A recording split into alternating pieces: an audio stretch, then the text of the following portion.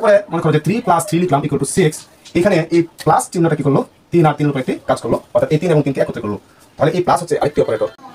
আসসালামু আলাইকুম প্রিয় শিক্ষার্থী ভাই বোন, আশা করছি সবাই খুবই ভালো আছো। আজকে আমি তোমাদেরকে ক্যালকুলাস নিয়ে পড়াবো, এইচএসসি এর ক্যালকুলাস, প্রথম পত্রের যে ক্যালকুলাস সেই ক্যালকুলাস নিয়ে পড়াবো। একটু এর আবিষ্কারের দিকে যদি তাকাই তাহলে এই ক্যালকুলাসের কিন্তু একক কোনো আবিষ্কারক নেই। এই ক্যালকুলাসের যে ইনভেন্টর এখানে অনেকেরই অবদান আছে, বাট এই ক্যালকুলাসের আবিষ্কারের পিছনে যদি আমরা পায়োনিয়ার হিসেবে বলি তাহলে দুইজন ব্যক্তির নাম পাবো। সেই দুইজন হচ্ছে একজন নিউটন সাহেব আর একজন হচ্ছে লিবনিজ। হ্যাঁ, একজন হচ্ছে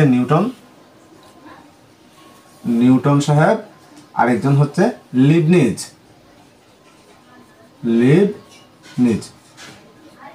দুইজনে কিন্তু একদম গণিত শাখার, ম্যাথমেটিক্স যে শাখা আছে পৃথিবীতে সেই শাখার খুবই